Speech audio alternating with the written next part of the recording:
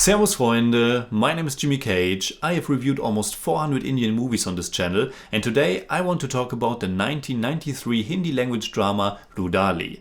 It was written and directed by Kalpana Lajmi, who is regarded as one of India's parallel cinema directors.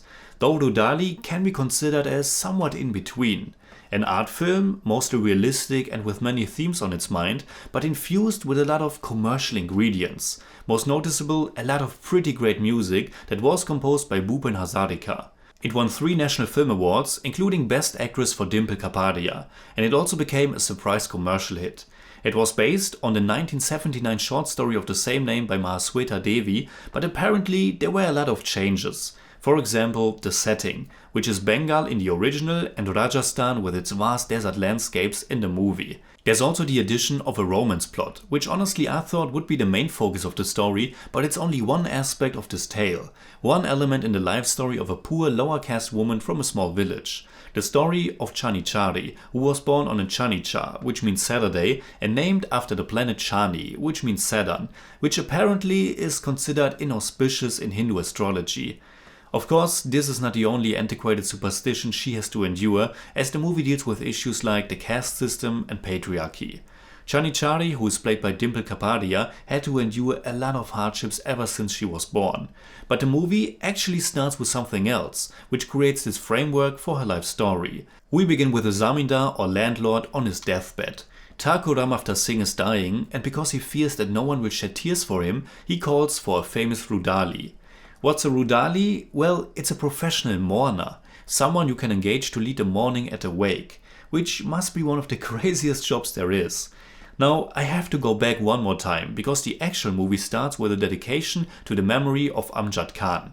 Amjad Khan, who has played the iconic villain Gabbar Singh in the classic Sholay, tragically died of a heart attack at the age of only 51 before the movie was even released. He is playing the dying zamindar, which obviously makes it, I don't know what the right word is, somehow bittersweet and extra tragic.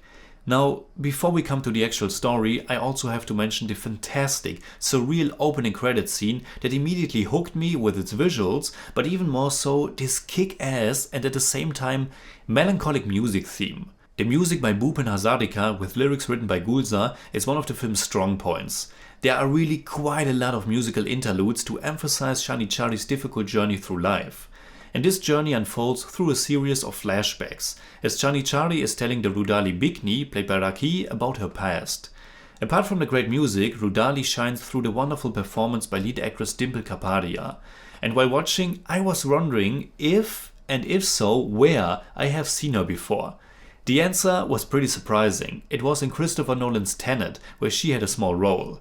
Here, she portrays this hardened woman who, on one hand, is believing and following the stupid customs regarding caste and gender, but on the other hand, is still able, at least to a certain degree, to live her life on her own terms. It's an interesting field of tension, and this applies both to the central character, but also to the movie itself.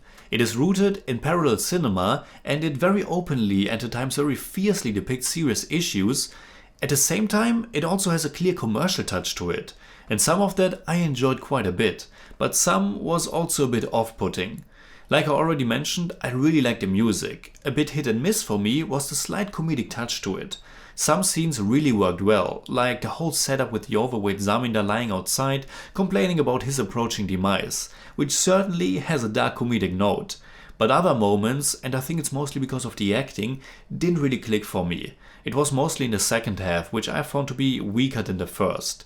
There are characters that are only in there for a few minutes, and it was portrayed a bit too comical at times, which was clashing with the more nuanced and honestly better other performances. I, for example, was a bit thrown off by the casting of Raghuvir Yadav as Chani Chari's grown-up son. I have seen him in many films, but here it didn't fit in for me with the overall more grounded, realistic nature of the film. Maybe the movie also becomes a bit too episodic and social misery porn-like for me in the second half.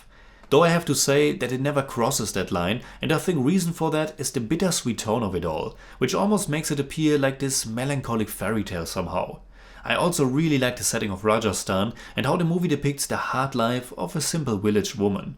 There are also some really beautiful and expressive compositions in there.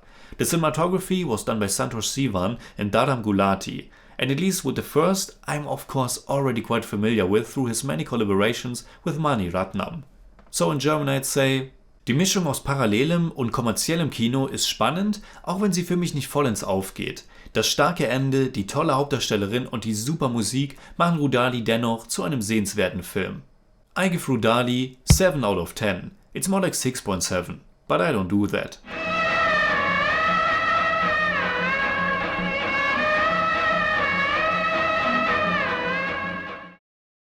Alright, that's it like always. Comment below and let me know what you think about Rudaali. You can hit me up on Twitter, Instagram, Letterboxd and also on Patreon, simply at TheJimmyCage. And if you enjoyed this episode, please give me a thumbs up, share, subscribe, whatever you like. And make sure you hit that bell for all I have to tell.